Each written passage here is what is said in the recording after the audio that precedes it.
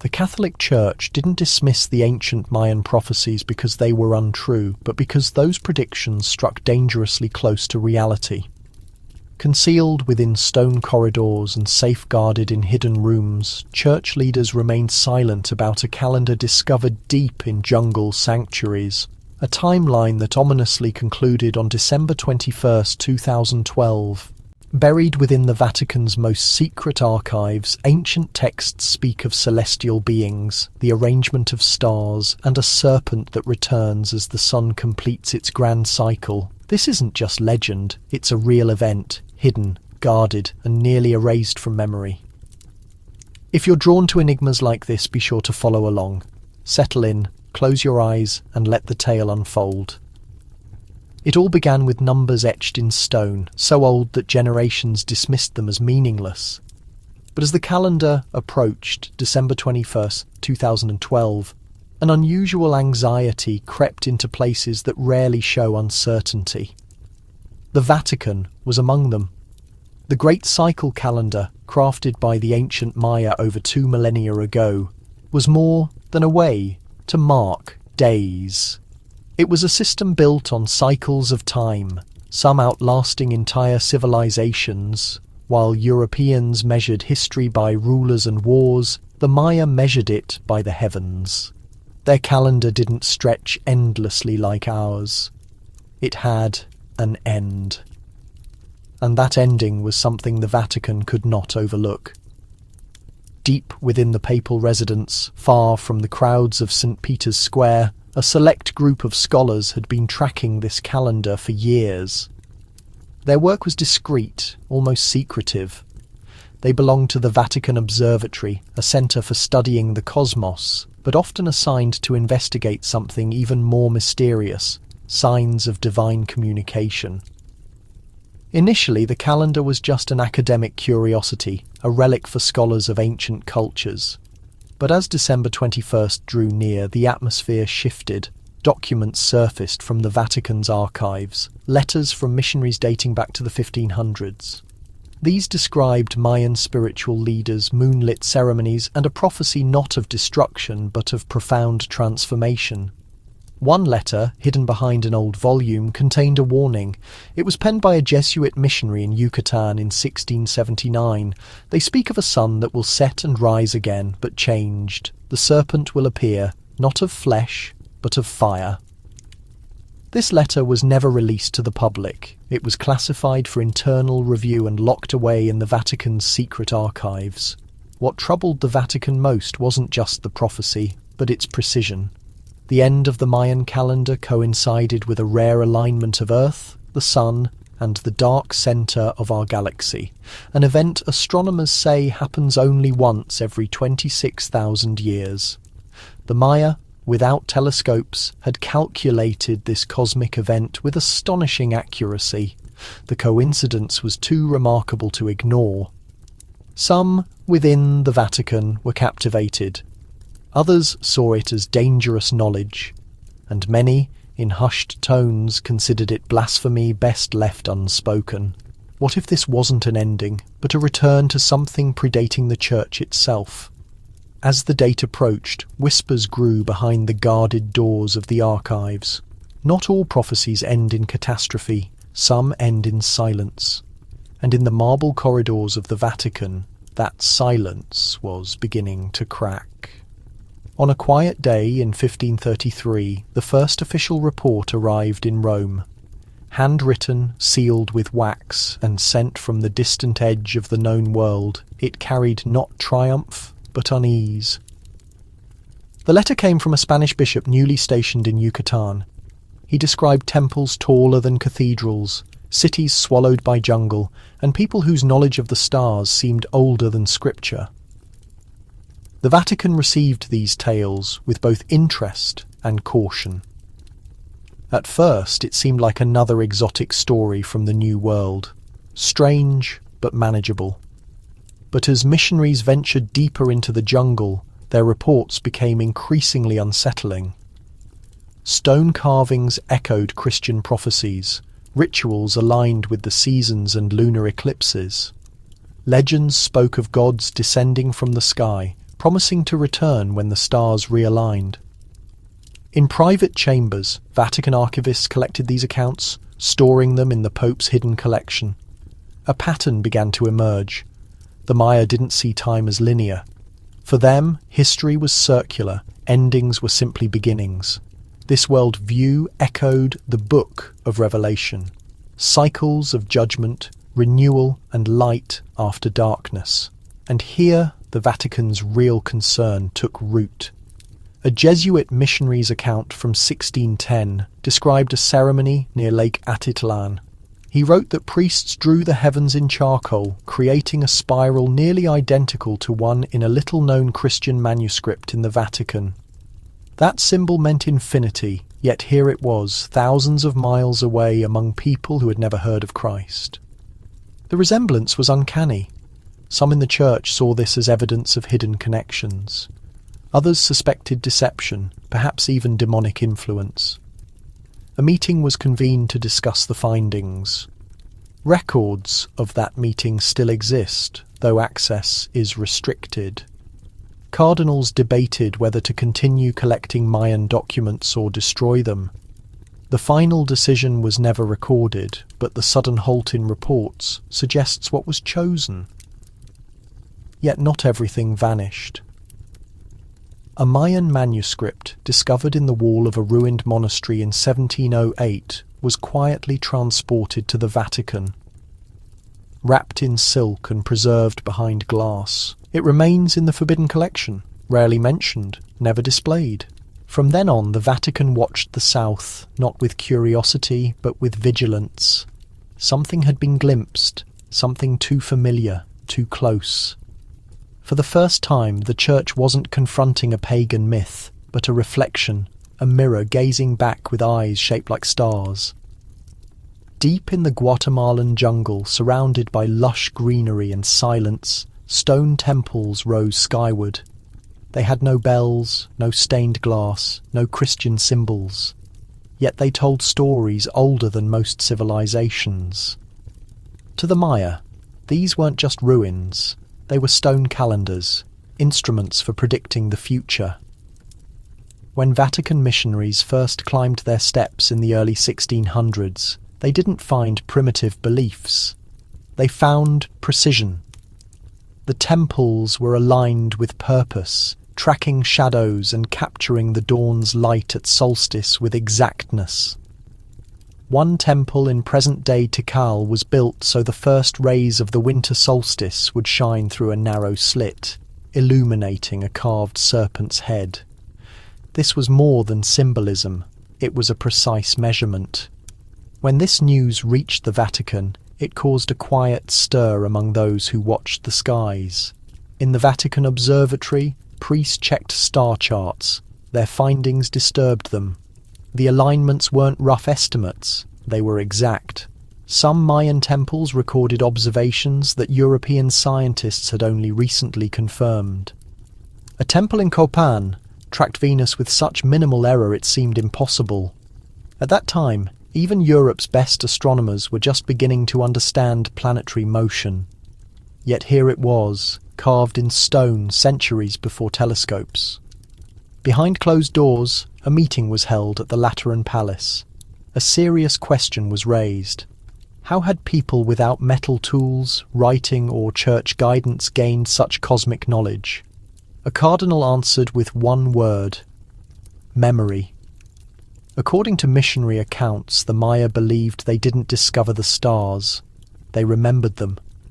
They spoke of earlier worlds, vanished cycles, and knowledge passed down not in writing, but through rhythm, ceremony, and shadow. A Jesuit named Father Alvarez stayed longer than expected. In a letter from 1624, he wrote that the temples weren't temples, but devices. Each one communicates, he said, not by sound, but by time, through silence and light. That letter was intercepted before reaching Spain. A copy was sent to the Congregation for the Doctrine of the Faith. It was never mentioned again. But the whispers of those stone temples linger. They speak through their architecture, echoing with every change of season, not loudly, not obviously, But if you listen, the message endures. The real mystery isn't why the temples were built, but why they so closely mirror secrets the Vatican once believed were uniquely its own. In the summer of 1562, the skies over Yucatan were heavy with humidity. Smoke rose from the courtyard of a monastery in Mani, where something irreversible was happening. Bishop Diego de Landa, both respected and feared in Catholic circles, stood at the centre. Dressed in religious robes, his hands trembled as he fed the flames with pages of bark and ink. The fire consumed entire libraries of Mayan knowledge, codices filled with symbols, calendars, and stories written long before the Spanish arrived. Songs, maps, records of stars, and prophecies stretching thousands of years into the future, all turned to ash in a single afternoon. The Vatican never officially addressed the event. Landa's actions were neither condemned nor fully endorsed. His reports were processed, his secrecy maintained. Yet in the apostolic archives, copies of his letters remain, revealing a far more complex story than history books suggest. What troubled Bishop Landa most wasn't the people, but their beliefs. He witnessed rituals resembling Christian ceremonies, but dedicated to gods with feathers and serpent eyes. He saw calendars predicting the rise and fall of empires with uncanny accuracy. In a hidden temple, he claimed to have found a stone tablet inscribed with the exact date of Christ's birth. This discovery unsettled him deeply. In his own words, he feared that evil had sown truth among pagans to challenge the Church. According to a draft letter still preserved, the Vatican demanded a warning. Their understanding is profound, and they claim to remember times before the stars. Such memory threatens security. Landa burned the codices not out of anger, but fear. Years later, long after he was recalled to Spain and quietly removed from his post, something extraordinary happened. A delivery arrived in Rome under diplomatic protection. Inside were fragments, pieces of the very codices Landa claimed to have destroyed.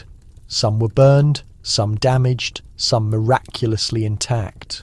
No sender was identified, no explanation given, but they were placed in the Vatican's restricted library. Bishop Landa spent his final years in quiet isolation. He never spoke of the Maya again. He gave no sermons, made no public confessions. His silence became his legacy. Yet for those who walk the Vatican's forbidden halls, his name lingers, faintly inscribed on the shelves of secret texts. Perhaps what he feared was, what unsettled the author most was not the ritual itself, but the date it commemorated. The Mayans saw this event as part of a countdown, culminating in the year 2012. The writer observed, "Their sense of time differs from ours. It moves in cycles, and this cycle is drawing to a close." The scroll was quietly locked away in a fortified safe within the apostolic archive. Only a select few had access. Among them was Jesuit Father Emilio Saudi Arabia, a respected figure in comparative theology. Father Saudi Arabia began linking this Mayan cycle to a mysterious passage in the Book of Daniel. He suspected the Mayans held fragments of truths lost to European Christianity in its earliest days. He confided this theory to just one cardinal. Within days, Father Saudi Arabia was reassigned to a remote alpine monastery, where he remained until his death.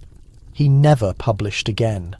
The scroll still exists. It has no official number, no catalogue entry, and is kept in a velvet-lined drawer behind a panel that requires 3 keys.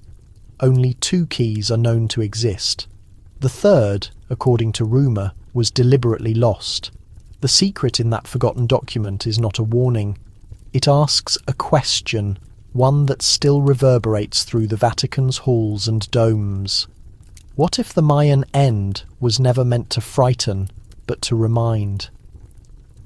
In the early 1600s, Jesuits moved quietly through the thick jungles of Central America. They were not conquerors, nor did they carry arms. Their purpose was conversion, not conquest. Yet as they walked beneath the looming temples and slept under unfamiliar stars, their reports began to shift.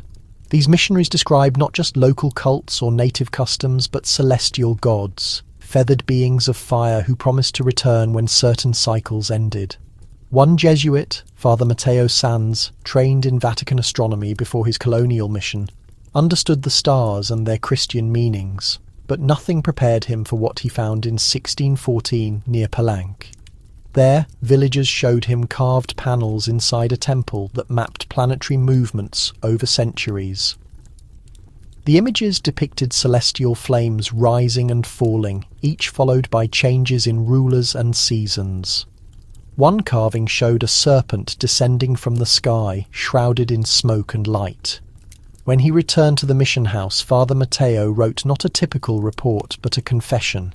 He admitted he could no longer dismiss Mayan beliefs as mere superstition. In his words, their gods are not pagan in the usual sense. They are remembered visitors, waiting for the sky to speak again.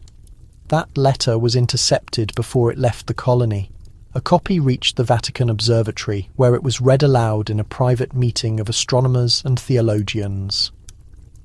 The debate lasted late into the night. Some thought the Mayans had witnessed ancient comets or eclipses, turning them into myth. Others wondered if these celestial gods were something more. The debate was never settled. 2 weeks later, new orders arrived at Jesuit missions throughout the Americas. All references to celestial beings were to be removed from reports. Priests were told to use astral deities or pagan symbols instead. The truth, it seemed, was too dangerous to record plainly. Still, some accounts survived. In a Seville monastery vault, a hidden diary by Jesuit brother Alonso describes a dream from 1639. He saw the dome of St. Peter's Basilica open like a flower, and from it descended a feathered golden figure holding a calendar burning like fire. The entry ends with a single line: "They do not worship the stars. They remember where they came from." The Vatican never acknowledged Brother Alonso's account. His diary was later moved without explanation to the secret archives, where it vanished. It all began with what the Vatican considered an error. In 1670, Jesuit mathematician Father Lorenzo Bruni returned to Rome after 5 years, among the Mayans of Chiapas. He brought no relics or idols, only hand-copied papers from temple walls and bark paper codices. To the untrained eye, they seemed decorative, but Father Bruni saw something else: numbers, ratios, cycles. The Mayan calendar was already known to some Vatican scholars, but had been dismissed as primitive. When Bruni presented his findings in the dim chambers of the Vatican Observatory, the mood changed. These were not random dates, but mathematical calculations predicting solar and lunar eclipses with remarkable precision, past, present, and future. One chart matched an eclipse from 684, long before Galileo. Another matched an eclipse from 1091, centuries after the calendar was carved. Bruni offered no explanation, only that the Mayans understood the heavens far better than expected. The Church's concern went beyond science. The real question was, how did an ancient civilization, without telescopes or European knowledge, chart the stars so accurately, and why did their calendar end on a specific date, December 21st, 2012? Cardinal Anselmo de Rossi, a careful theologian, personally examined the documents. After weeks of study, he requested a private audience with the Pope. What was discussed remains unknown. Afterward, all copies of Bruni's documents were restricted and Bruni was sent to rural Sicily. The only clue left was a note in Cardinal Anselmo's private journal. If this calendar is correct, then either they saw further than we imagined, or someone showed them how. That note was never meant to be seen, but in 1963, during a Vatican library renovation, a young archivist accidentally included it in a report. The next day, he was transferred to a remote Brazilian parish. The journal vanished from the archive that week. Today, the Mayan calendar is taught in schools and museums as myth, culture, and clever observation. But deep within the Vatican, where stone meets silence, it is remembered as something else, a calendar too precise to ignore, too old. Father Ortega could not decipher the meaning, but the elder led him to witness something remarkable. At dawn, they ventured into the dense forest, arriving at a small temple carved into the cliffside. There, on a wall stained by moss and age, was an image, a crimson sky, a moon shrouded in shadow, and beneath it, a serpent with blazing wings curled into a circle. Ortega sketched the scene and sent it in his next report to Rome. Months later, a response arrived, not from his superiors, but from a Vatican observatory official. The letter instructed him to monitor any further lunar phenomena and to record the dates and times with absolute precision. No further explanation was given. Yet, Vatican Apostolic Archive records reveal that the lunar eclipse Ortega witnessed coincided with a rare solar alignment, visible only once every 260 years, a date the Mayan calendar had predicted centuries earlier. In the margin of his final journal, Ortega wrote, "They do not fear the heavens, they listen to them, and in some way the heavens listen back." The drawing he made was never returned.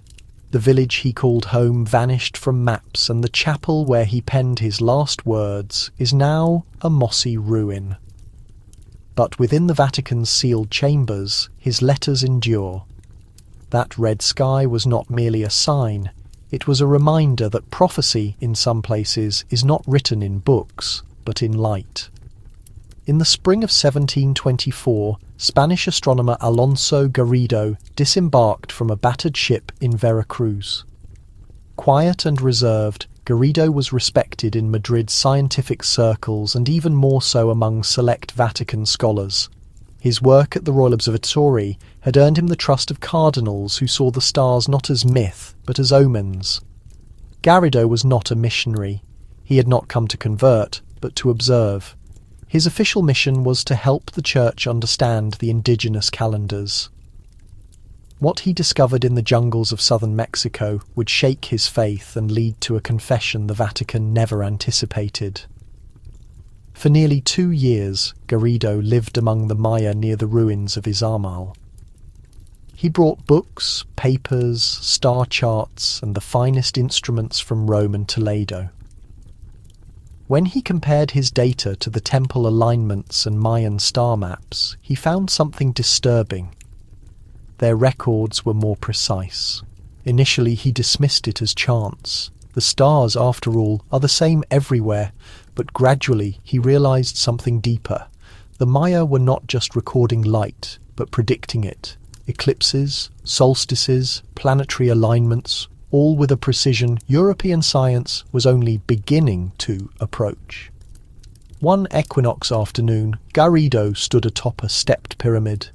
As the sun passed through the central corridor, its light struck a carved glyph. His Mayan interpreter translated, "The Return." When Garrido asked for clarification, the interpreter replied, "It is when the sky remembers what it once revealed." By winter 1726, Garrido ceased regular correspondence with Spain. His letters shifted from academic reports to personal confessions. In his final message, written with a trembling hand and addressed directly to Vatican officials, he revealed something astonishing. He admitted he no longer believed they were teaching the Maya. Instead, he suspected they were reclaiming knowledge these civilizations had always possessed.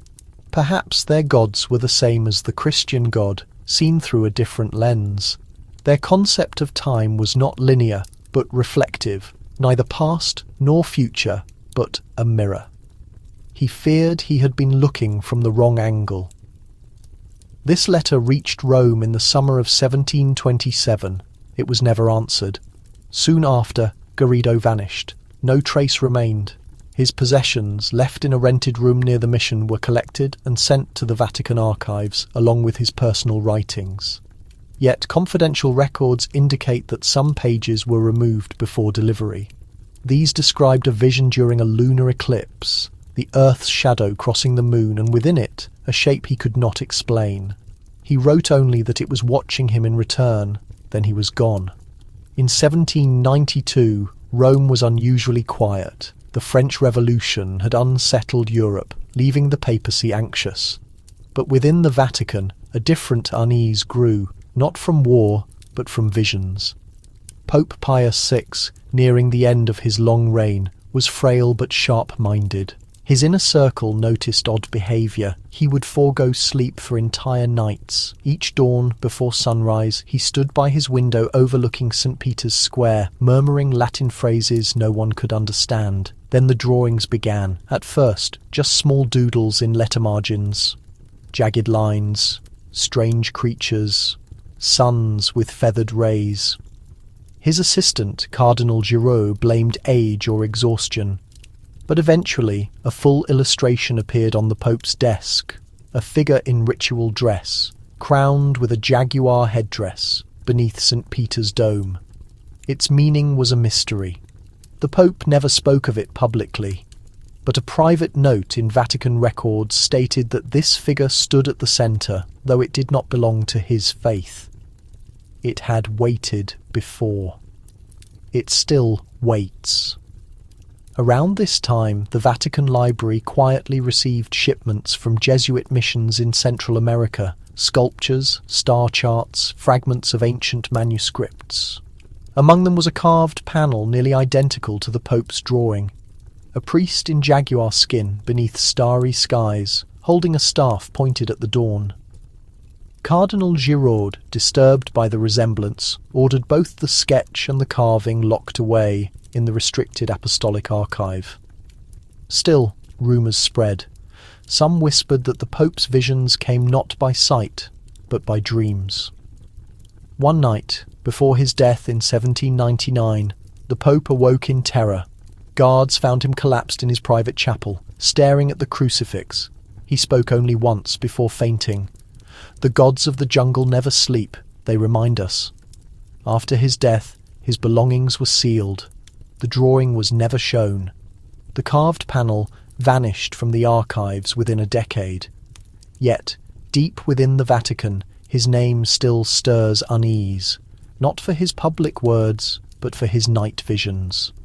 Not all prophecy is found in Scripture. Some move quietly through dreams, feathered and bearing the jaguar's face. On a stormy day in 1835, young Vatican researcher Father Giulio Neri made a remarkable discovery. While examining old theological manuscripts, he found a small parchment hidden in an ancient prayer book. It was not in Latin, but Mayan hieroglyphs. Below, a careful Latin translation by a forgotten cleric. The translation claimed that when the 13th Baktun ended, the world would face judgment again. At first, Neri didn't understand, but comparing the dates to Christian chronology revealed something disturbing. The Mayan long count calendar not only measured time, but foretold great changes. One date matched the destruction of Jerusalem's second temple. Another, the year of Christ's crucifixion. It seemed impossible, yet the pattern continued. Neri found another troubling match. The Mayan date for the end of their cycle, December 21st, 2012, fell during Advent, when Catholics await Christ's return. The symbolism was clear. He compiled a report for the Congregation for the Doctrine of the Faith. Instead of silence, he was summoned. In a dark room near St. Peter's, Neri presented his findings to elderly clerics. He explained the Mayan view of time as cyclical, not linear, and their belief in a returning celestial figure. His final question, what if their apocalyptic vision meant resurrection, not destruction? A long silence followed. Finally, a cardinal asked, "Are you saying their prophecy mirrors ours?" Neri nodded. Another cardinal replied, "Or worse, that ours mirrors theirs." The parchment was seized and classified. Neri was forbidden to speak of it, but in his private diaries he wrote that this was no accident. The cross and the calendar spoke different tongues, but told the same story. Years later, the parchment vanished from the archives. but the diaries remained, hidden under floorboards in Neri's old study, found by chance in 1972. The Mayan symbols were still visible. Beside them, Neri had drawn a cross at the centre of a Mayan sun wheel. Vatican officials never commented, but in quiet corners some still wonder if the cross and the calendar were never rivals, but always parts of the same prophecy. In 1842, a package arrived in Rome, wrapped in ash-coloured cloth and tied with braided leather. There was no letter, only a note. It reflects what should not be seen. Friar Thomas unwrapped. The Vatican convened urgent meetings. Scholars, historians, astronomers, theologians pored over the evidence. Some saw profound revelations. Others worried the message was never meant for the Church's eyes. When asked for his research, the cartographer had nothing to show. His journals had disappeared. The last letter he sent to a Jesuit in Seville read only, "The earth remembers the sky." That map is still locked away in the Vatican, preserved under glass in a chamber untouched by sunlight. Some claim that if you overlay the star charts under red light, new constellations appear. Others insist it was a warning that the Earth, when neglected, will eventually speak through its oldest forms. And so the Vatican, despite its marble and memory, remains attentive. Because sometimes truth isn't hidden in scripture, it's drawn on maps, waiting for someone to recognize what the stars have always known. Deep within Vatican City, behind iron gates, and beneath the shade of cypress trees, lies the secluded Campo Santo Teotonico Cemetery. Reserved for German-speaking clergy and nobility, it's a tranquil place few ever visit. But beneath its soil, shrouded by time and silence, rests a secret the Vatican has never revealed. It started in 1929. During foundation repairs, workers clearing debris near the old chapel wall uncovered a stone that seemed out of place. Beneath the soft earth was a flat, carved lid, sealed with iron clasps. The Vatican halted all work. That night, a select group of clergy and archivists arrived by candlelight. They carefully removed the stone container and brought it to the crypts below. Inside, they found an object, wrapped in faded cloth, bound with a single red cord. When unwrapped, the men were left speechless.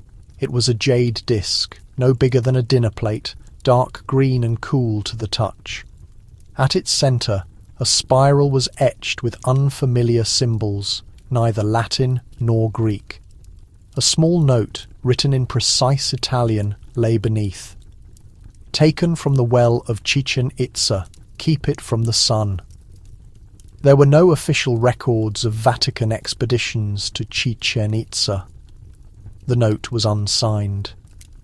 Yet someone had carried this artifact across the ocean, not as a prize, but as a warning.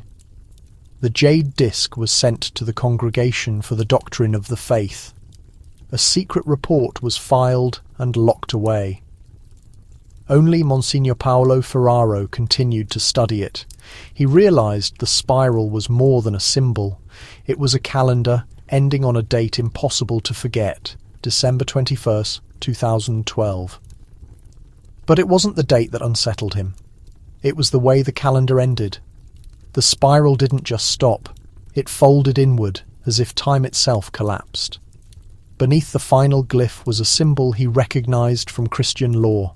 The serpent devouring its own tail, the ancient sign of eternal return. Monsignor Ferraro believed the artifact wasn't lost by accident. It had been purposefully hidden. Campo Santo Teutonico, with its locked gates and sacred ground, was the perfect resting place.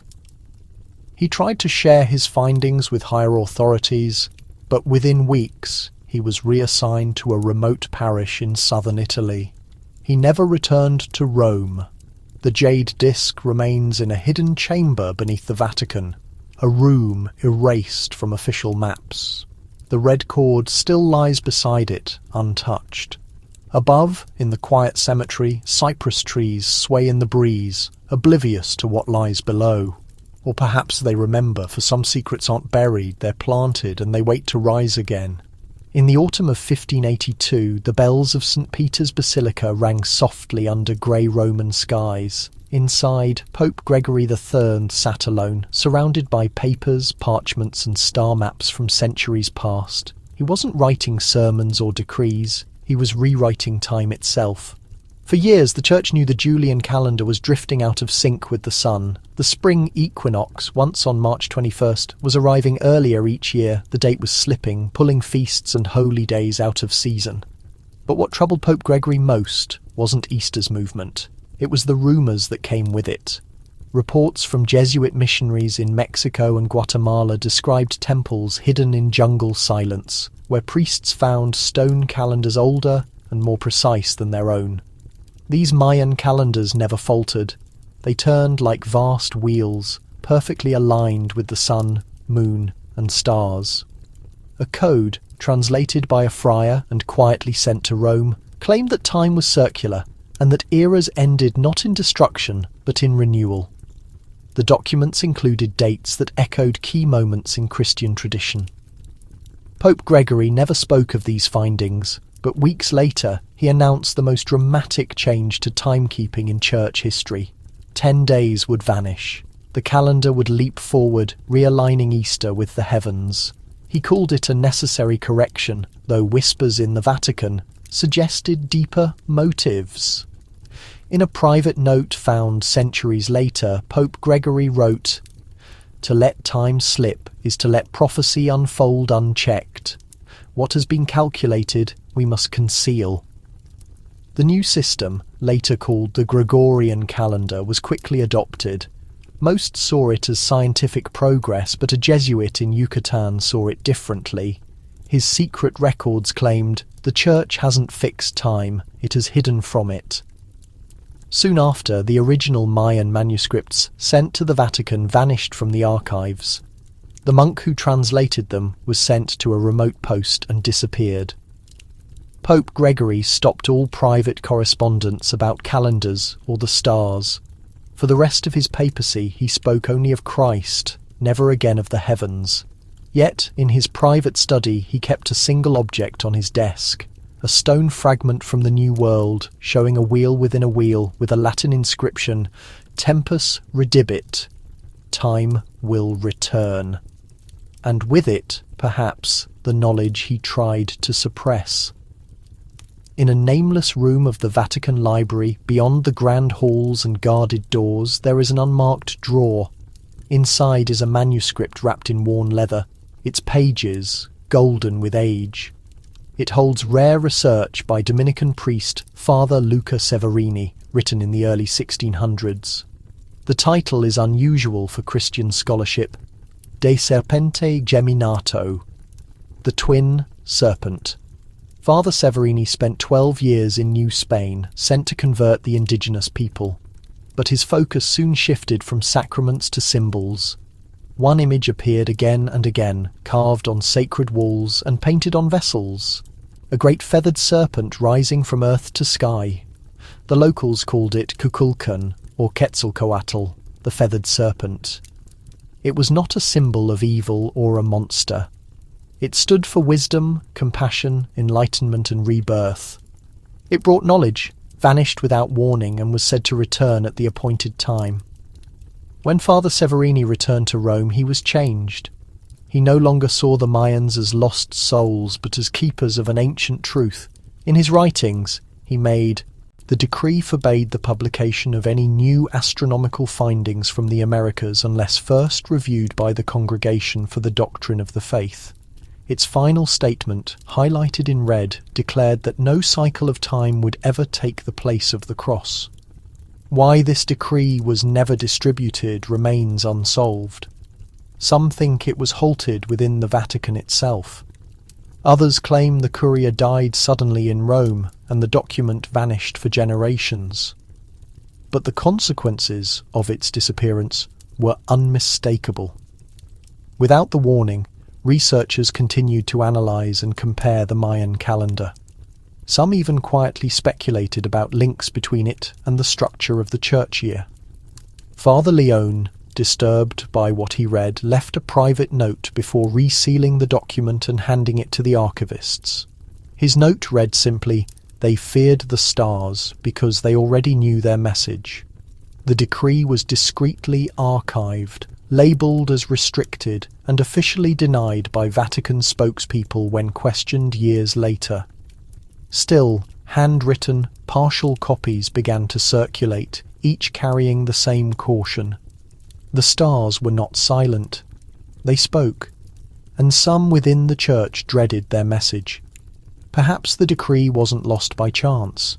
Maybe it was hidden, not to shield the faithful, but to keep the calendar from unravelling beneath them. In most cultures, time is seen as a straight path. One moment follows another, always moving forward, never back. The Church adopted this concept early, building centuries of doctrine around beginnings and endings, Genesis and Revelation, birth and judgment, Alpha and Omega. Yet buried in the Vatican's lesser-known texts, there's a subtle debate that never reached the pulpit. In the late 1700s, a small circle of Vatican scholars began to question this linear view. Their doubts didn't stem from scripture, but from the jungle. They had examined translated fragments of Mayan texts smuggled into Rome by missionaries who defied orders to destroy them.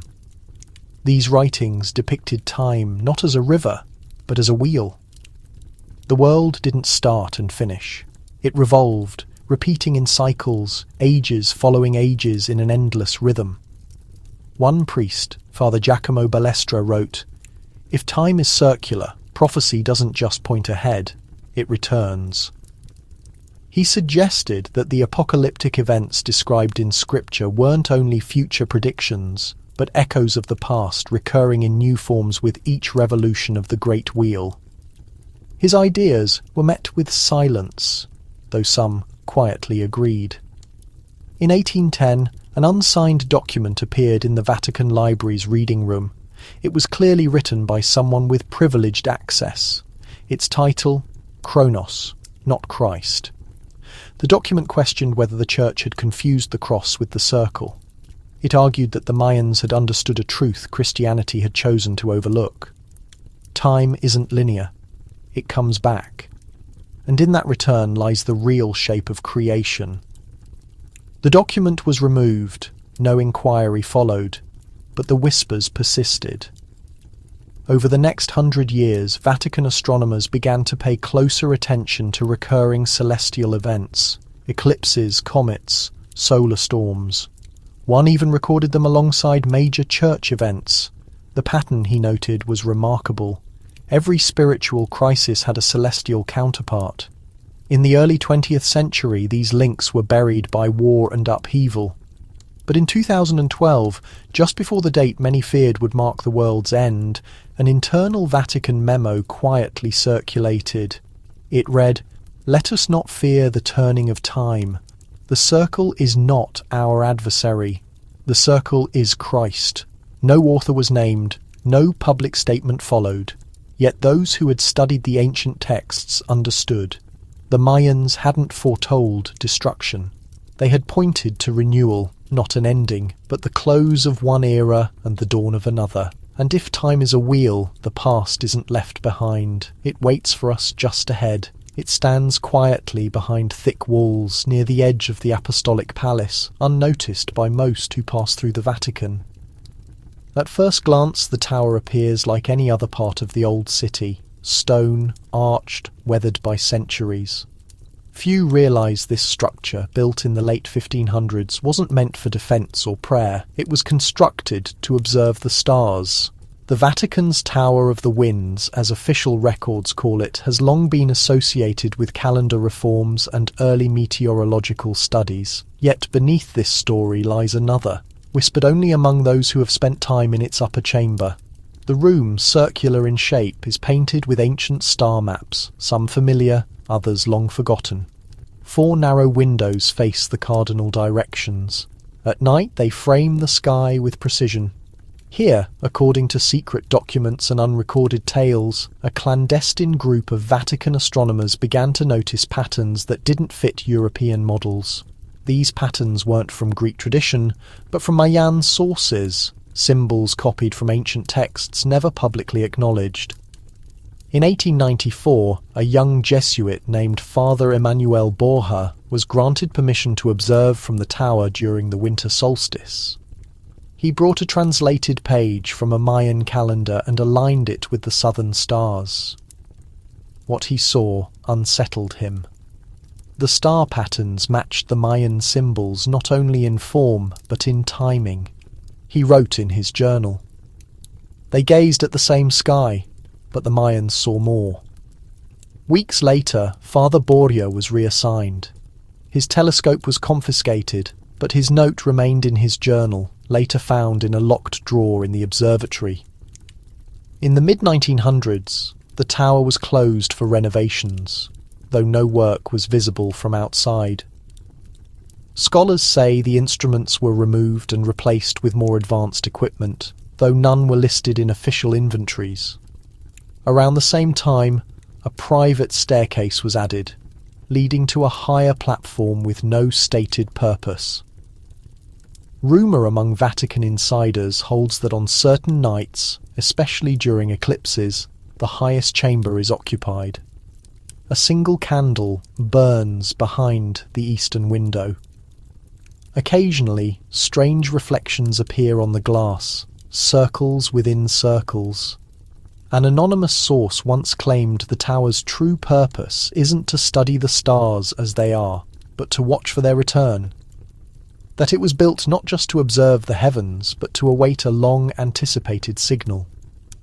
Something older than Rome, hidden beneath layers of faith and secrecy. Perhaps that's why the tower remains untouched by time, because within it the sky still turns, and someone, even now, is watching. In the early 20th century, long after most missionaries had left the jungles of Central America, a small group of Jesuit priests ventured into the rainforest. They carried no crosses, wore no ornate robes, and travelled without local guides. Their mission wasn't conversion, but discovery. Officially, they were listed as botanical researchers for a Roman university, but their names matched known Jesuits. Their funding came not from any school, but from a discreet Vatican account. A priest's journal, found years later, suggested their true goal had little to do with plants. It began with a single entry. A Belizean merchant spoke of a hidden valley where marker stones pointed not north but to the midwinter sunrise. He claimed to have found a carved disc there, etched with symbols that glowed faintly in the moonlight. The Vatican had dismissed such tales before, but this one was different. His resolve was unsettling.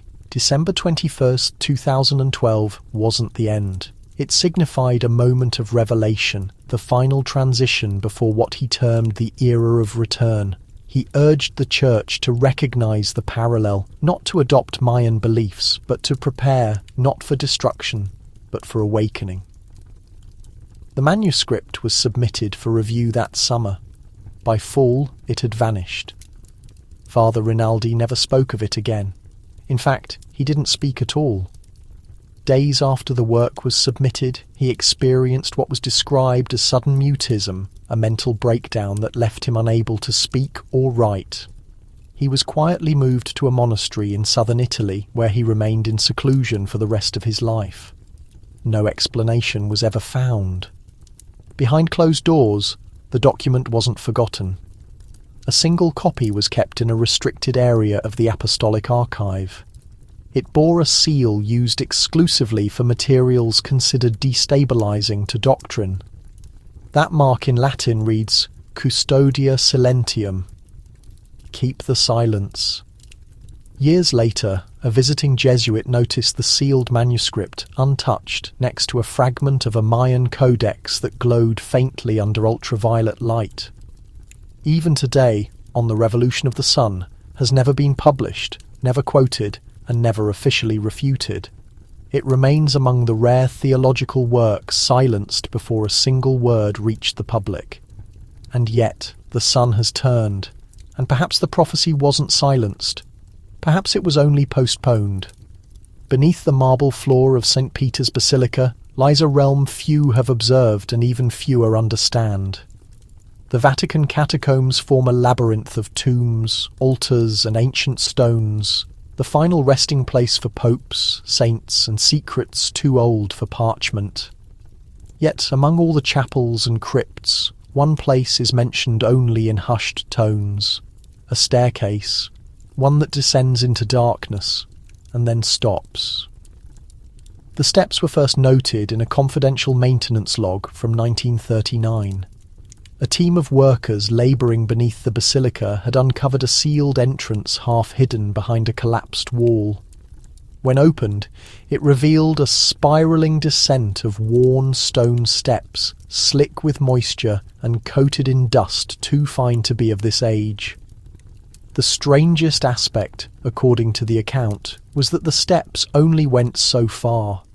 After 14 turns, they ended at a smooth stone barrier with no markings, no openings, no drafts. The Vatican requested no further excavation, but someone did return. In 1967, a young Swiss guard named Matteo Lang was assigned to the night shift near the catacombs. In a personal letter, later recovered by his grandson, Lang described hearing a faint sound coming from below ground, like wind moving through dry leaves. Curious, he followed the noise and found himself standing over the ancient staircase. It was dark, cold, and so silent it seemed to absorb one's very breath. Lang descended, counting each turn. When he reached the bottom, he saw the stone barrier, but in his letter he wrote something peculiar.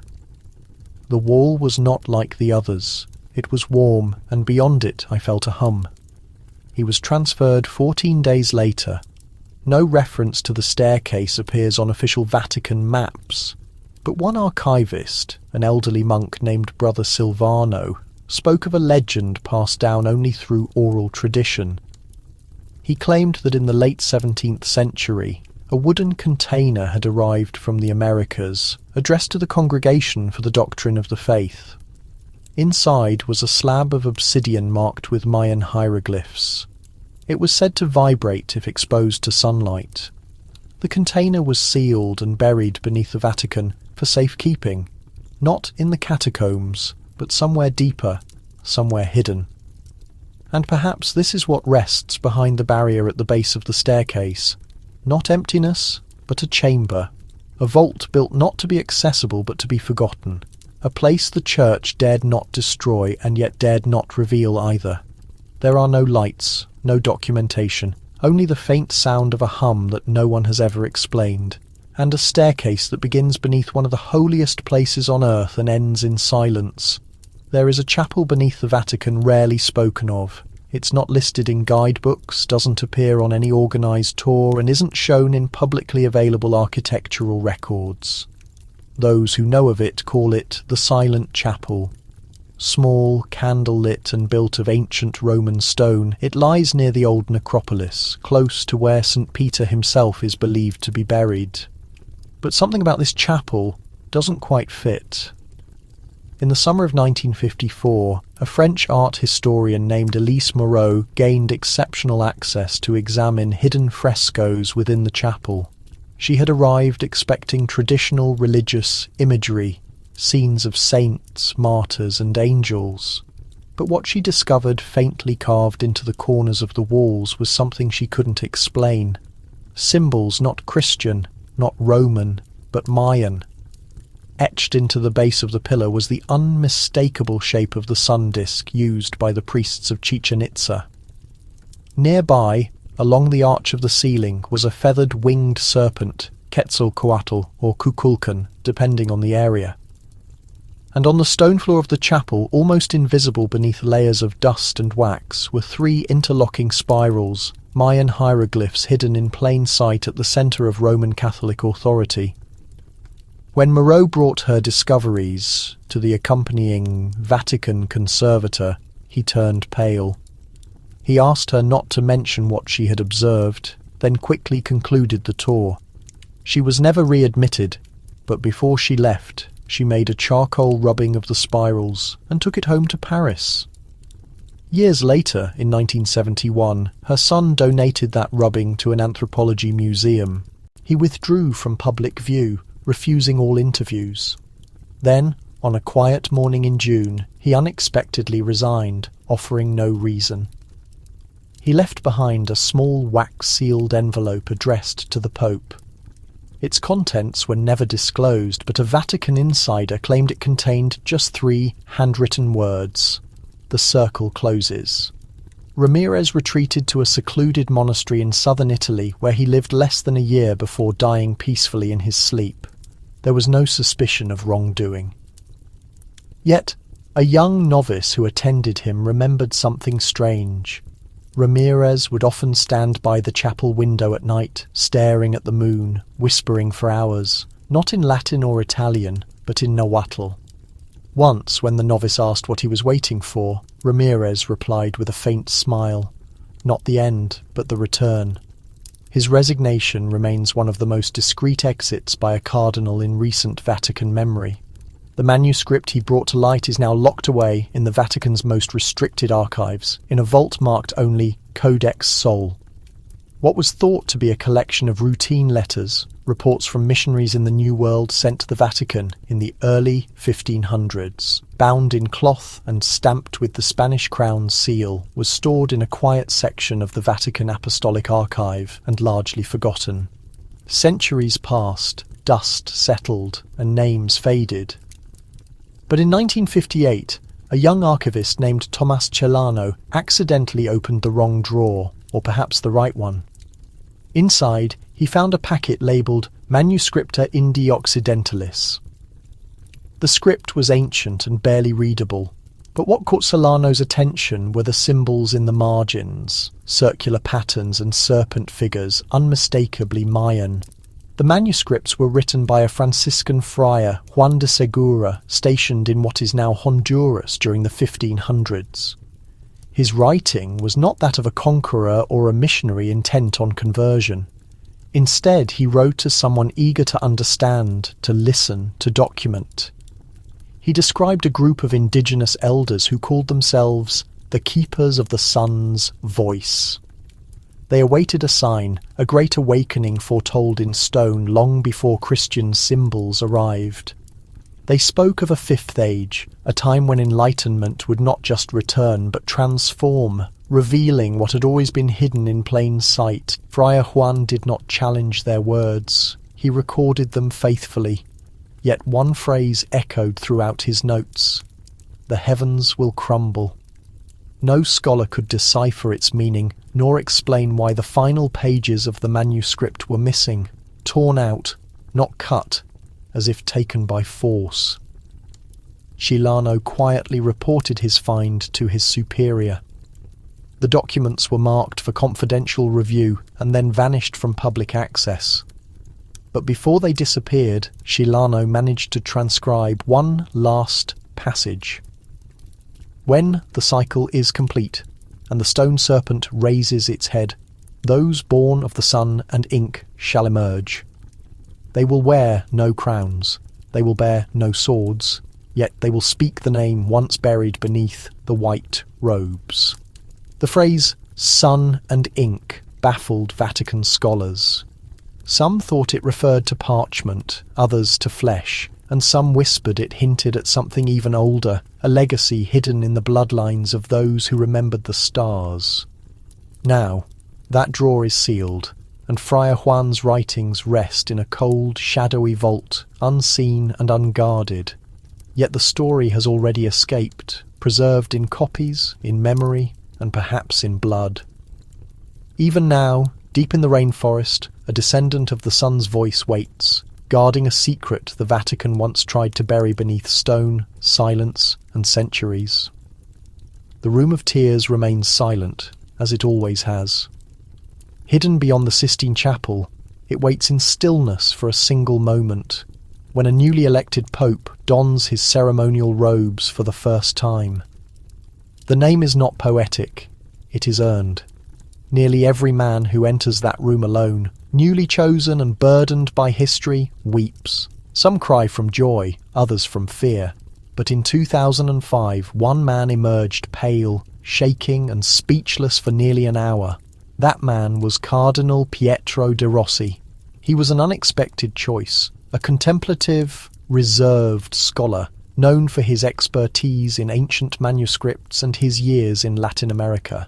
Yet, when the white smoke rose, his name echoed through the halls, and he soon appeared before the crowds in St. Peter's Square as the new pope. What happened before that moment was never officially recorded. Tradition holds that after the election he was led to the Room of Tears, where 3 sets of papal vestments awaited him. He chose his size with trembling hands, the door closed, and for 10 minutes he was alone. When attendants re-entered, they found him frozen, staring at the far wall, his face ashen and fists clenched. He kept repeating a single phrase, "The serpent lies beneath the city." He gave no explanation, refused water and asked to delay his balcony appearance. Later, a cardinal who met with him privately recounted what happened inside that room.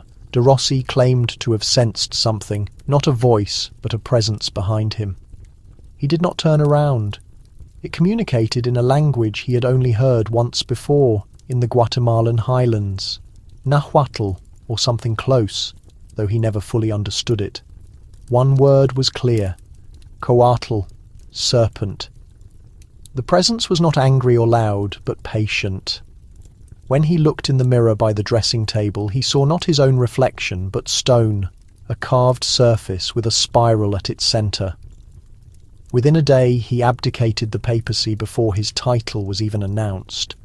The official reason was exhaustion, a minor heart issue, yet the records are inconclusive. No one discusses it openly, but the mirror in the Room of Tears was replaced. Months later, the original was removed, shattered and discarded. No explanation was given. In the Vatican Library's quiet corners, some whisper that de Rossi did not see the world's end in his reflection, but its beginning, and that the church was just one stone among many. Few places are as sacred or awe-inspiring as the Sistine Chapel, with its ceiling painted by Michelangelo, telling the story of Genesis since the 1500s. Yet some believe a second story is hidden within those brushstrokes. A narrative the Vatican has never acknowledged, but perhaps has feared. In 2009, a young Vatican-trained art historian, Luisa Benedetti, was granted private access to the chapel after hours. She had spent years analysing religious art, searching for patterns in colour, geometry and posture. But what she saw that night unsettled her. It started with the central panel, the famous creation of Adam. Everyone knows the image, God reaching out to Adam, their fingers nearly touching. But Luisa noticed something else. Behind God was not just a swirl of angels, but a distinct outline, a spiral. She remembered similar symbols from Mayan codices, where spirals often represented time or cycles. She looked again at the lower panels and saw the shape repeated in robe folds, serpent curves, and the arrangement of limbs. What truly shocked her was a small motif near the division of light from darkness. A painted cluster of stars, not matching any known Christian constellation, but identical to one described in the Vez Codex, a Mayan text thought lost. This star pattern was said to align on December 21, 2012. 3 stars in an arc, followed by a single red point. Luisa compared the Sistine image with digital overlays. It matched exactly. The red point was painted over God's hand. That night, Luisa shared her findings with an elderly Vatican scholar. He listened, took her notes, thanked her, and she was never contacted again. 6 months later, her Vatican credentials were quietly revoked. But in a private interview before she left, she suggested that Michelangelo may have encoded a cycle, a prophecy, a moment when divine power would return, not from above, but through a circle. Perhaps, she said, the chapel held a message not just for the faithful, but for those who understood the language of stars and stone. The Vatican has never addressed these claims, but the chapel remains, as do the paintings. And sometimes, if you look long enough, you start to wonder, was Michelangelo painting the beginning of time or its end? On the morning of December 21st, 2012, the air around Mount Graham was cold and clear, perfect for stargazing. But inside the Vatican Advanced Technology Telescope, everything was shut down. The lights off, the lens covered, the systems powered down. No explanation was given. For years, the telescope had been a symbol of the Vatican's commitment to science, operated by Jesuit astronomers to study the cosmos. But that night, it was deliberately turned off. Internal records later showed the telescope was ready and the narrative, as described in the ancient texts, doesn't follow a simple path. Instead, it circles back on itself, much like the stars above, moving through vast cycles. Each era, defined by a unique aspect of the sun, was believed to bring its own challenges and revelations. The doctrine spoke of 5 mighty suns, each one rising to shape existence and eventually falling, bringing about renewal through destruction, by fire, by water, by hunger, by silence. And then rebirth. If this idea rings a bell, it's no coincidence. Hundreds of years later, Jesuit academics in the Americas were stunned to discover that Mayan records described a nearly identical concept. The Mayans too believed in 5 suns. Each era ended in catastrophe, each was a spoke in a greater wheel. But the most astonishing detail was this. Both traditions seemed to converge on a single moment, the conclusion of the 5th sun, December 21st, 2012. The parallel was impossible to dismiss. A Vatican academic, Father Alvaro of the Pontifical Gregorian University, once attempted to publish a study comparing the Mayan and Catholic cycles of the sun. His work was quietly rejected. When questioned, he only smiled and said, "Some truths aren't forgotten.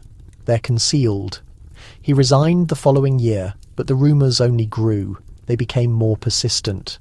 Some whispered that the Church had long known time would eventually circle back, that the teaching was never erased, only hidden. And when the world crossed that silent threshold in the winter of 2012, nothing exploded. No flames rained down. Yet something shifted. In confidential discussions and secret meetings, cardinals and scholars began to ask the same thing. If we have entered a new sun, what does it demand of us? And, perhaps more unsettling, what does it recall? Because every sun's journey begins in brightness, but concludes in darkness. The Vatican, with all its wisdom, never claimed to rule the heavens, only to observe and reflect. Deep within the Vatican Library, in a climate-controlled chamber behind bulletproof glass, lies a singular book. Its cover is fashioned from skin as thin as tree bark, and its pages are not paper, but stretched fig tree fibre, known as a mattle. To the casual observer, it appears to be just another ancient volume, its surface marked by age and faded ink. But under ultraviolet light, the book comes alive. This manuscript is known only by its catalogue number, hidden from public view, but among a select few curators it is spoken of in whispers. They call it the Codex of Light. Its true enigma lies not just in its antiquity or origin, but in what is revealed when darkness falls. Discovered in the early 20th century during a discreet exchange between the Vatican and a private Mexican collector, the Codex arrived swaddled in silk, sealed with wax, and bearing a warning in Spanish, "Do not show the sun to the night." At first, few paid attention to the phrase, dismissing it as poetic or meaningless. That changed when a young Jesuit archivist, Father Rinaldi, brought a UV lamp into the room out of curiosity. What he witnessed haunted him forever. Symbols invisible to the eye began to shine, arranged in deliberate patterns. circles, spirals, stars. A calendar seemed to unfold across 2 pages, each symbol glowing like a constellation in the night. Most striking of all, at the centre, was a figure, a fiery serpent, coiled around what appeared to be both a sun and a cross. Father Rinaldi tried to share his discovery with his superiors. He wrote a report and sketched the glowing symbols by hand. Within a week, the codex was taken from him, placed under strict restriction and never mentioned again. Father Rinaldi was transferred to a monastery in southern Italy. He never spoke of the codex again. Yet the Vatican's fascination with the glowing manuscript persisted. A discreet team of researchers began to examine it at night. No official reports were released, but a note left by one scientist read, "The ink remembers what we have forgotten." Some speculate the ink was made with crushed minerals known to the ancient Mayans. Others believe it was not ink at all, but something even older. A message meant to be revealed only when the world was ready or in need of warning. The most mysterious aspect is that the glowing pattern ends with a single brilliant symbol, a burning wheel encircled by 4 dots, like the cardinal points. Beneath it, faint but unmistakable, are the only Roman letters in the manuscript. They spell Roma, as if the prophecy always knew where the journey would lead. The artifact was wrapped in linen, buried beneath earth and stone, and kept in silence for what some say was over a millennium. It was unearthed in the early 1930s near the ruins of Copan, Honduras, by a team of European archaeologists, partially funded by a Vatican-backed society. Amid the crumbling ruins and tangled courtyards, it wasn't the temples or carvings that drew awe. It was what was found inside a small ceremonial box half buried in volcanic ash. Inside were 2 items. One was an obsidian blade, sharp as glass, capable of splitting a hair.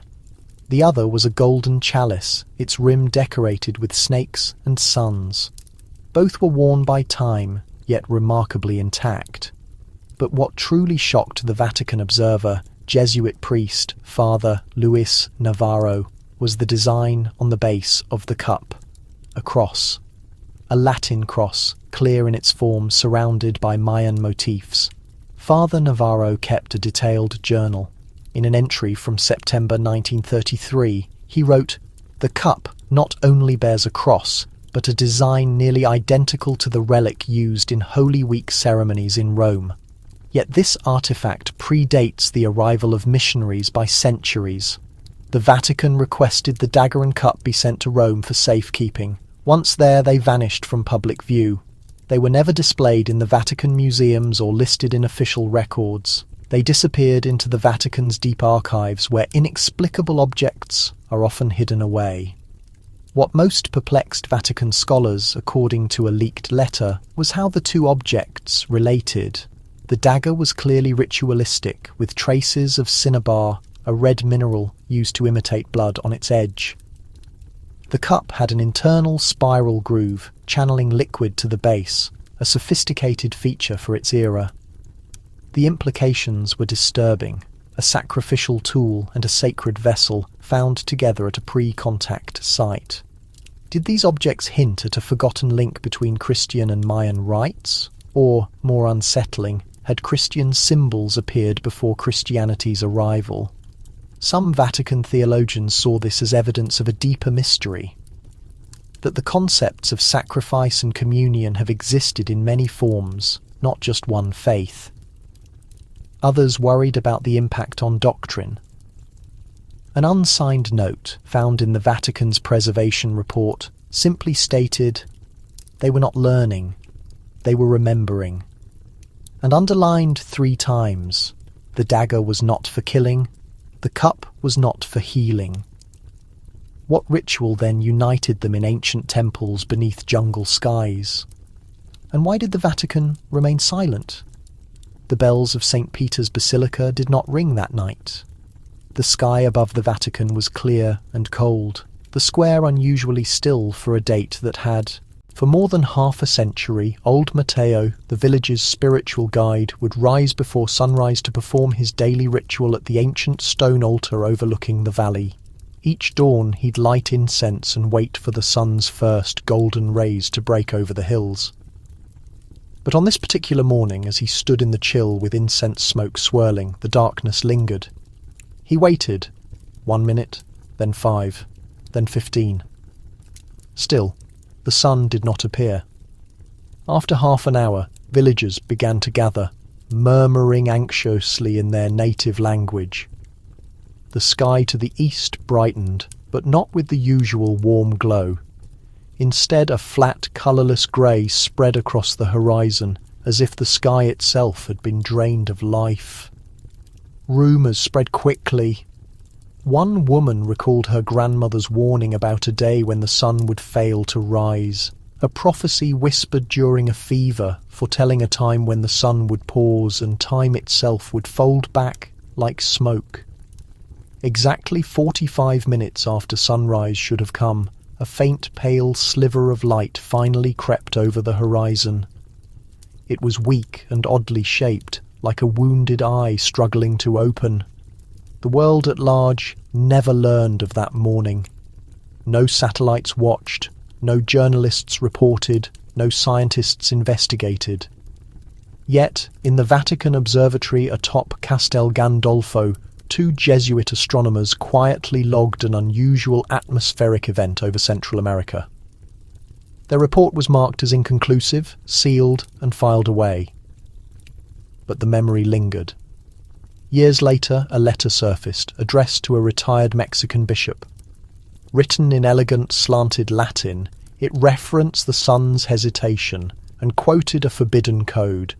In the turning of the 9th fire, the light will halt, and man will forget how time moves forward.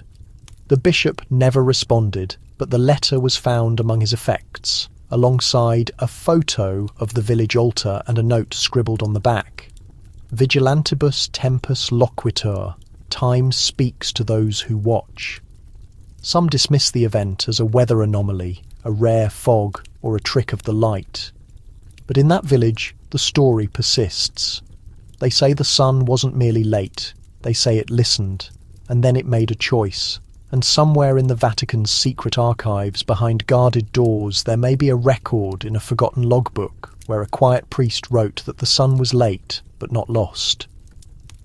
After December 23, 2012, subtle changes began to ripple beneath the Vatican's calm exterior. While the world scoffed at the Mayan prophecy, a quiet shift was already underway. There were no public statements, but gradually, black-robed figures began to reappear in places they hadn't visited in decades. The Jesuits were heading south again. Their journey started in Guatemala and spread to the jungles of Belize, Honduras, and southern Mexico. These were not ordinary missionary trips. The priests didn't preach in public squares or hold mass in village chapels. They arrived with crates, journals, and strange devices. They travelled at night, stayed in remote monasteries, and met with elders whose tales were considered mere legend. Locals called them the Men in Black. Outsiders thought they were archaeologists, linguists, or aid workers. But those who paid attention recognised the signs. These were Vatican operatives trained in history, astronomy, and ancient languages. Their mission wasn't conversion, it was recovery. One team visited the ruins of Copan. Another was seen near Tikal, quietly photographing carvings revealed by recent rains. In one village, an elderly woman remembered a young priest asking about the legend of the snake beneath time. When she asked who sent him, he replied, "The same ones who came before." She asked, "The silence." "What silence?" He answered, "The silence that began when the fire was lost." In Rome, in a quiet Vatican library study, a folder lay open. Inside were reports, handwritten notes, and photographs. One photo showed a crumbling wall covered in symbols. Another depicted a circular engraving split into 13 sections, each with a date. The last date, December 21st, 2012. But beneath that date, a new symbol had appeared, fresh, as if recently carved. A Jesuit report simply read, "The calendar is not over, it is turning." What unsettled some in the Vatican wasn't that the prophecy failed, but that it hadn't ended. It had only paused. Now, the men in black were back under southern skies, chasing whispers through ruins and shadows, searching for what the world had overlooked. They weren't seeking the world's end. They were preparing for what would follow. The change came quietly, buried in routine Vatican bulletins about canon law and sainthood. On January 16, 2013, a document appeared. Theological reflection on the passing of errors. Few noticed, fewer read it. But for those who did, one line stood out. Time belongs to God alone. To most, it was a poetic phrase lost in religious language. But for those familiar with the Vatican's secret collections and the tension since the previous December, it hinted at something more. A subtle admission, a quiet confirmation that something significant had occurred. The statement, drafted by the Pontifical Commission for Doctrine and History, avoided direct mention of the Mayan prophecy or the year's speculation. Yet its language referenced cycles, renewal, and the mystery of sacred time, echoing patterns known to ancient peoples. It cited St. Augustine's view of time as God's creation, but also acknowledged the wisdom of cultures that saw time as circular, reflecting the endless mercy of divine creation. That phrase sparked quiet debate in the Curia. Circular time? That wasn't Catholic tradition. That was something else. In a private room beneath the Apostolic Palace, a group of elderly archivists read the statement in silence. Father Benedetti folded the page and set it down. "They're telling the truth," he whispered. "Just not all of it." What was left unsaid spoke louder than the printed words. There was no denial of prophecies, no rejection of calendars, no condemnation of the strange alignments that made the world hold its breath on the 2012 solstice. Instead, the Vatican had sent a message, not to the world, but to history. A cardinal later called it a theological sigh, an acknowledgement that the Church had passed through something it couldn't quite define. It was rumoured that the statement originally included a second page, later removed, which would have referenced the completion of a hidden cycle and the return of an ancient understanding. If that page ever existed, it was never seen again. For the faithful, the bulletin was a quiet reassurance. For the watchful, it was a sign. The prophecy may have passed without catastrophe, but the Vatican had spoken. And in its silence, it had confirmed everything. Time had shifted, and secrets continued to unfold.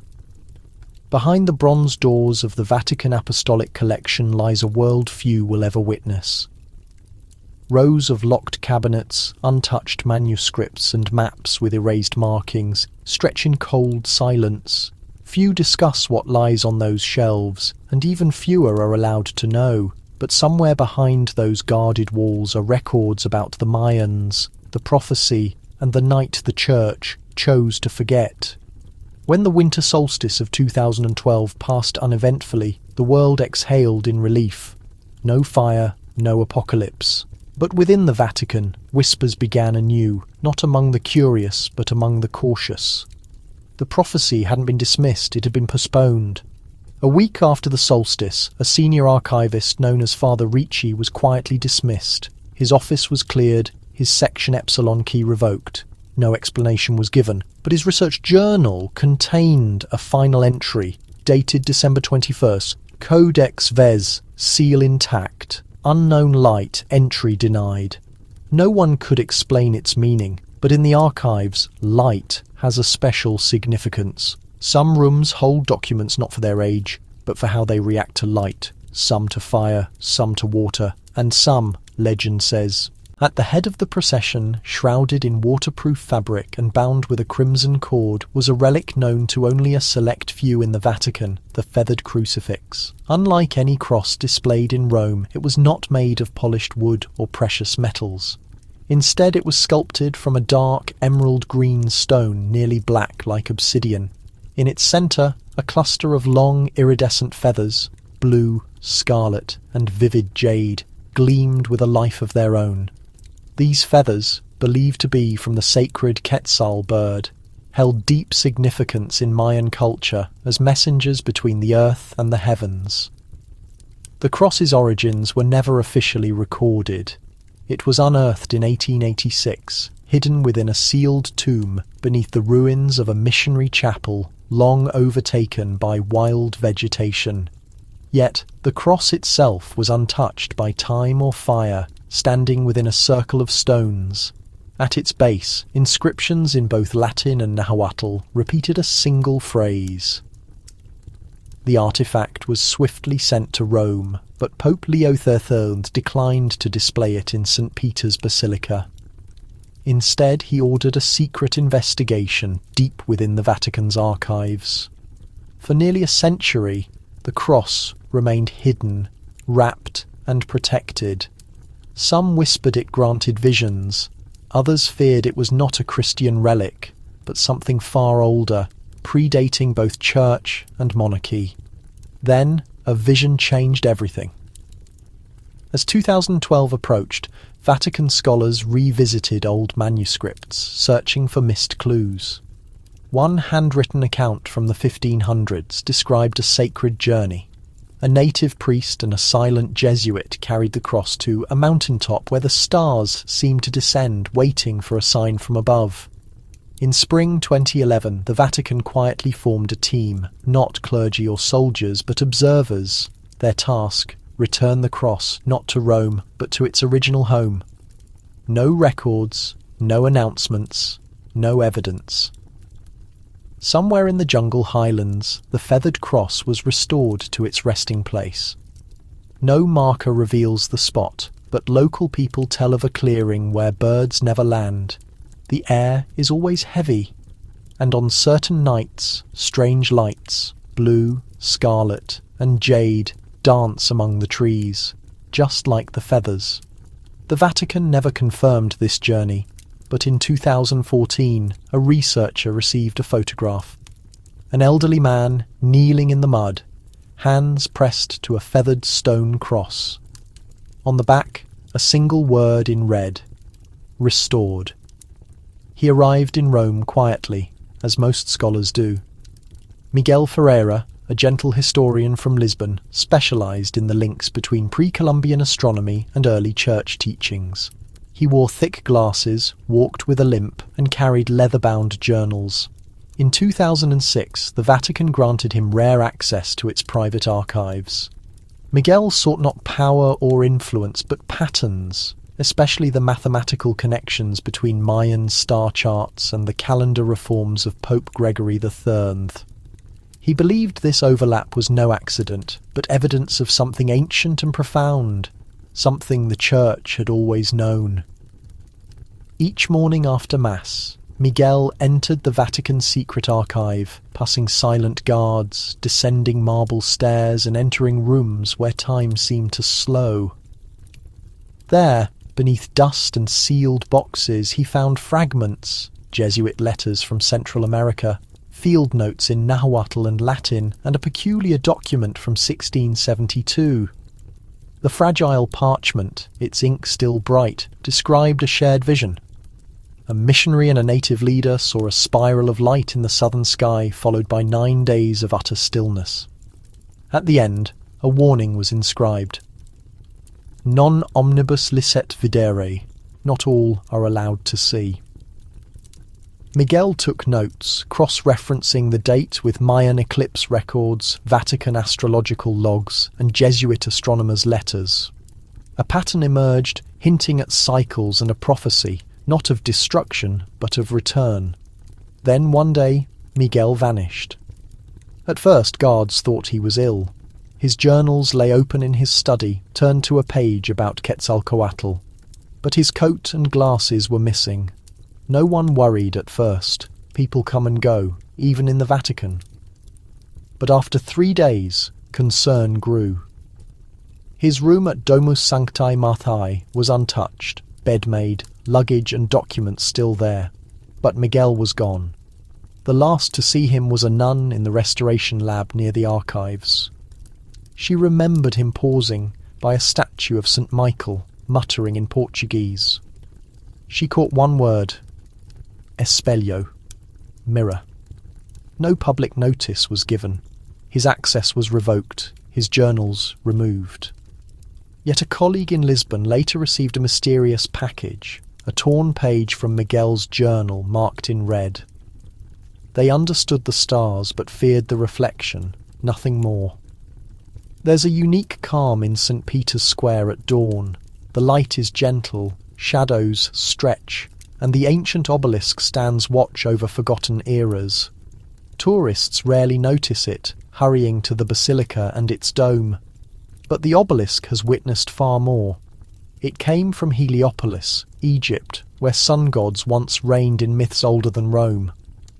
Emperor Caligula had it shipped across the sea in the 1st century, requiring ships, ropes and hundreds of workers to move the stubborn stone. He placed it at his circus where, years later, the apostle Peter would be crucified upside down. No one could have predicted that this pyramid-topped monument and the first pope would share a moment in history. Centuries later, in the Vatican's private studies, this connection troubled some scholars. A Jesuit, Father Vincenzo, found a trove of early Christian letters in the Vatican codices. Among them was a letter not to a bishop, but to a Roman architect, warning against placing a solar monument on a martyr's grave, mentioning stars, serpent paths, and lines across continents. Father Vincenzo became obsessed, convinced the obelisk was more than a Roman trophy. It was a marker, a sign. When mapped with other ancient obelisks and pyramids, from Giza to Teotihuacan, a pattern emerged, not of conquest, but of wisdom, a language in stone. He quietly presented his theory to superiors, but the Vatican replied, "Do not mistake symbols for stories." Father Vincenzo was reassigned, his work filed under symbolic theology. Yet some pages escaped. One reached a Mayan scholar in Chiapas, showing the St. Peter's obelisk overlaid on a serpent of stars, the same serpent in Mayan glyphs, symbolizing the return of divine teachers at the end of the sun's journey. Here, beneath the Vatican dome, the serpent curved again, at the feet of St. Peter, keeper of the keys, beside a pyramid from the age of sun gods. Coincidence? Or a hidden sign in plain sight? Late at night, under the Vatican Library's warm lights, whispered conversations still revisit this question, not as fact or doctrine, but as a riddle too strange to dismiss. It's said that when the sun is directly overhead at the summer solstice, the obelisk's shadow points to a spot beneath the basilica, a chamber sealed since Pope Sixtus V. The chamber holds no relics, only a map and silence. In 1983, the Vatican made a surprising announcement: Pope John Paul.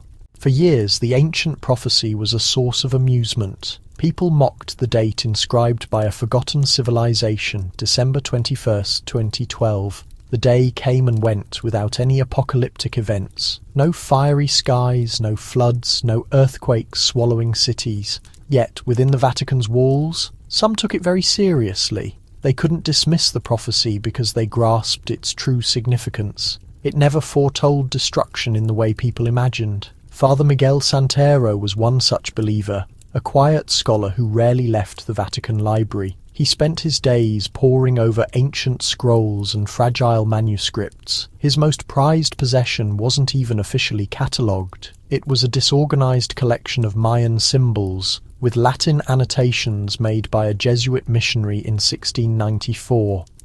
These notes revealed that the prophecy didn't predict the end of the world, but the end of a world. This distinction was crucial.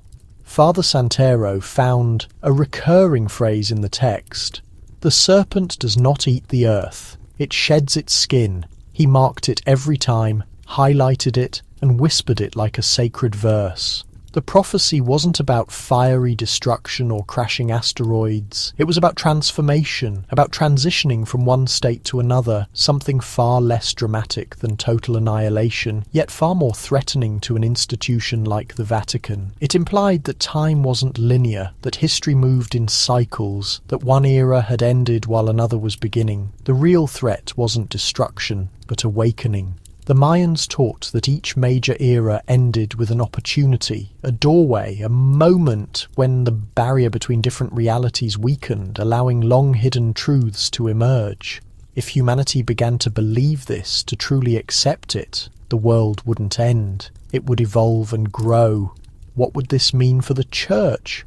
The Vatican had spent centuries as the guardian of stories, mysteries, and sacred structures. A shift in belief could undermine those foundations. People might start to question fundamental concepts, the calendar, the crucifixion, the power that connected them. Instead of directly opposing the prophecy, the Vatican chose to wait. The date passed without incident, and humanity returned to its usual concerns. Father Santero, however, remained vigilant. On December 21st, 2012, he kept watch in the archives room. No clock, no flames for light. Just his steady breathing and a sense that something ancient had just shifted. At dawn, he received a piece of old parchment, a note in faded ink, written in Latin. "You have searched in the right place, but not at the right time." There was no signature, but the wax seal was unmistakable. It bore the mark of the sacred congregation for the doctrine of the faith. Even in the most secure halls, the prophecy was never truly abandoned, only hidden and perhaps deliberately misunderstood. Thank you for joining us on this deep dive. If any of these mysteries have piqued your interest or raised new questions, please share your thoughts in the comments section. We carefully read every response. If this story has captivated you, remember to subscribe and turn on notifications so you don't miss future tales from history's secret places. Rest in peace, keep wondering, and we'll meet again in our next episode.